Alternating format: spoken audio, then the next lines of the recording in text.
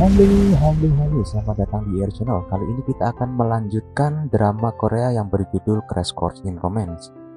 Di episode sebelumnya menceritakan Hui Jae yang ditangkap detektif Song dan detektif Bai karena wajahnya tertangkap CCTV di tempat kejadian dan dianggap sebagai tersangka pembunuhan Il Sang. Dan misteri pembunuhan dengan bola besi akhirnya terungkap dan pelakunya adalah Ji Dong Hae. Dan Ji Dong Hae yang tidak menyukai kehadiran Hang Sun di kehidupan Chi Yeo menjadikan Hang Sun sebagai target selanjutnya.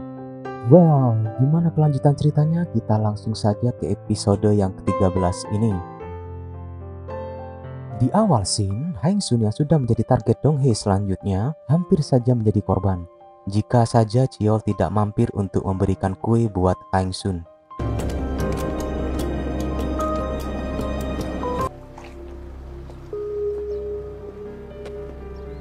Di tempat lain, Hui Jae yang dari awal ditahan tidak mau berbicara apapun, akhirnya di sidang dia memberanikan diri untuk berbicara.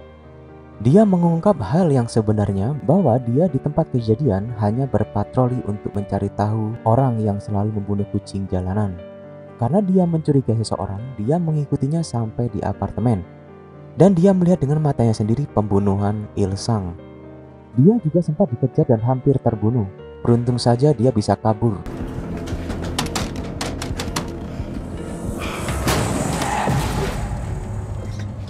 Namun sayangnya dia tidak bisa melihat wajah pelaku. Kesaksian itu membuat Hui Jae dilepas dari tahanan polisi. Di scene selanjutnya, Hae yang sedang menjalani ujian bahasa Korea baru menyadari bahwa soal-soal tersebut sama persis dengan soal-soal latihan yang pernah diberikan oleh Sanjay sebelumnya. Hal itu membuat dia terdiam dan akhirnya mengumpulkan ujian itu tanpa menjawab satupun.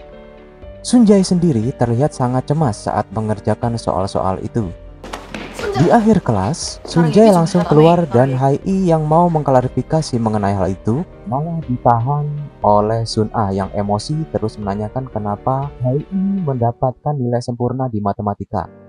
Hal tersebut membuat niat Hae untuk mengklarifikasi soal-soal itu ke Sanjay menjadi gagal. Di rumah, Sunjae marah-marah kepada ibunya karena soal-soal latihan yang diberikan oleh ibunya sama persis dengan soal ujian. Namun ibunya malah mengancam, membuat Sunjae tidak bisa berbuat apa-apa dan mengurung diri di kamarnya.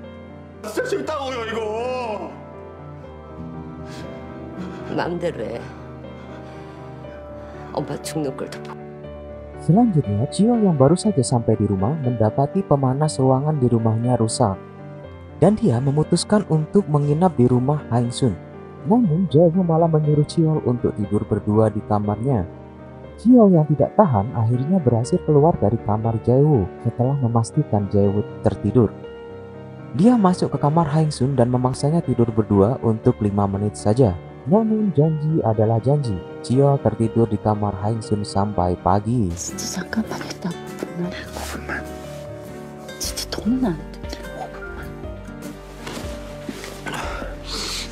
Chiol yang baru terbangun itu mengendap-endap balik ke kamar Jae-woo. Namun dia ketahuan. Chiol pun akhirnya mengeluarkan jurus gitu untuk menaklukkan Jae-woo. 남자의 약속 뭔 말인지 알지? Sebelum kerja, Chiol sempat memperlihatkan video saat mereka liburan di Incheon. Hang Sun yang melihatnya membuatnya semakin curiga kepada Dong Hae karena alasan yang dibuatnya saat Hang Sun terjatuh di yak tidak masuk akal. 제가 좀 더 주의해서 운전했어야 되는데 갑자기 파도가 확 몰아치는 바람에. Keesokan harinya di sekolah, Hae dipanggil ke kantor oleh wali kelas. Dia menanyakan kenapa Hae tidak seperti biasanya dalam ujian bahasa Korea. Hae hanya menjawab dia kehabisan waktu saat mengisi lembar jawaban. 잘못 계산해서. 아니 너답지 않게 왜 그런 실수를? Dan Hae yang ingin mengklarifikasi tentang soal-soal latihan itu gagal karena Sunjae terus mencoba untuk menghindar dari Hae. Di tempat lain, detektif Bai dan detektif Song terus mengusut kasus kematian Il Sang. Mereka menemui dokter hewan yang sering didatangi Hui Jae. Dia menanyakan kebenaran pernyataan Hui Jae saat di sidang tadi. Dan dokter hewan itu membenarkan bahwa Hui Jae sering membawa kucing terluka ke rumah sakit ini. 사비로 다친 고양이들 치료랑 수술비까지 다 됐어요. Kemudian mereka kembali menemukan fakta baru bahwa Ilsang yang berada di balik akun Chiol Payah. Dia sering mengunggah hal-hal buruk tentang Chiol. Namun detektif Song malah fokus pada salah satu unggahan Ilsang yang dihapus yang kemudian memunculkan nama Jong Son Hyun. 난데 시스템에서 이력조 한 명부터 하자. 이름이 정성현이고. Di scene selanjutnya, Haeng Sun yang akan mengantarkan pesanan nasi kotak berniat untuk memberikan makanan juga kepada Chiol karena rutenya berdekatan. Namun Jin Dong Hee yang keluar dan menerima nasi kotak itu karena Chiol sedang sibuk mengajar. Haeng Sun yang sudah mau pergi malah lupa dengan tisu basah di sakunya yang seharusnya ada di dalam kotak makanan itu. Namun saat dia kembali, dia melihat Ji Dong Hee membuang makanan yang dia berikan. Haeng Sun yang melihat itu langsung marah dan mengeluarkan unek-uneknya tentang kejadian di Incheon yang hampir mencelakakan dirinya. 고의가 분명하다는 거. 무슨 소리예요? Chiol yang melihat hal itu mencoba untuk mengejar Haeng Sun dan menegaskan bahwa hal itu hanyalah kesalahpahaman. Namun Haeng Sun masih kekeh dengan pemikirannya dan kemudian dia pergi dari kantor Chiol. 제가 연락할게요. 정심 되면. Setelah itu, Dong Hee mencoba menjelaskan kejadian yang terjadi kepada Chiol menurut versi dia. Namun, Chiol lebih memilih untuk melanjutkan syutingnya. 일단 인간부터 마무리하자.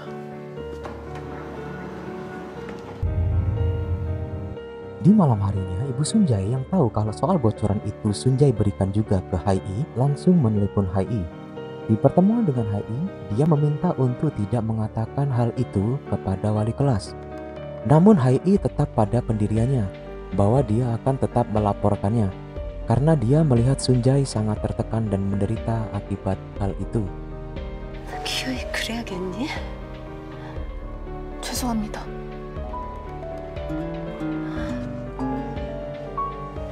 Selanjutnya, Haeng Sun yang sedang bersih-bersih toko menelepon Hai-i untuk membeli kantong sampah karena kantong sampah yang dipakainya telah rusak. Namun sampai tengah malam Hai-i belum juga kembali ke rumah. Haeng Sun sempat menelepon Danji menanyakan keberadaan Hai-i, namun Danji juga tidak mengetahui keberadaan Hai-i. Akhirnya, Haeng Sun dan Yongjo mencoba untuk mencari Hai-i sambil mencoba menelepon ponselnya, namun ponsel Hai-i tidak aktif. Chiol juga datang membantu mencari setelah ditelepon oleh Yongjo, dan akhirnya mereka melaporkan hilangnya Hai-i ke kantor polisi.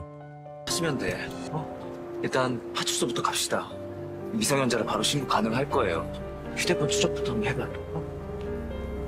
Keesokan paginya, polisi memberi kabar di mana mereka tidak bisa melacak ponsel Hai-i karena sudah tidak aktif lagi. Dan polisi juga memberikan nomor ponsel terakhir yang menghubungi Hai-i, yang ternyata nomor itu milik ibunya Sunjae. Haeng Sun mencoba untuk menelepon ibunya Sunjae, namun dia sedikit mengelak dengan hanya mengatakan bahwa dia menelepon Hai-i untuk menanyakan keberadaan Sunjae. 맞아요. 통화했어요, 어제. 선제폰이 꺼져 있어서 혜이랑이나 해봤는데 같이 없더라고요. Sunjae yang berada tepat di belakang ibunya sempat marah dan menanyakan hal apa yang telah dilakukan ibunya kepada Hai-i. Namun ibunya langsung pergi dari rumah tanpa mengatakan hal apapun. 그래서 어떻게 했는데요? 뭘 어떻게 내가. 나 늦었어. 출근해야 돼. 학교에 가든지 말든지 그냥 네 마음대로 해.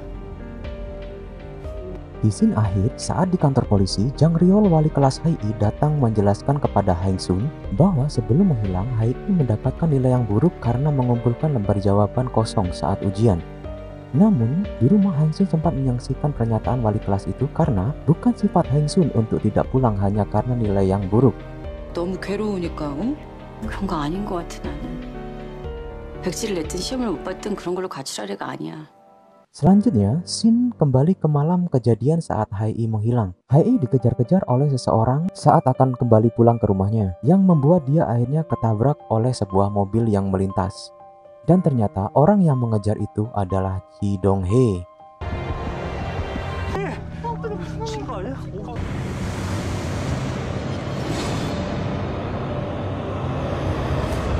Well, itulah akhir dari episode yang ke-13 ini. Gimana, semakin menarik untuk dinantikan bukan? Di awal kita berpikir bahwa Haeng Sun yang bakalan menjadi sasaran Dong Hee, namun malah Hai-i yang menjadi korbannya. So jangan lupa like dan subscribe agar tidak ketinggalan episode selanjutnya. Bye bye.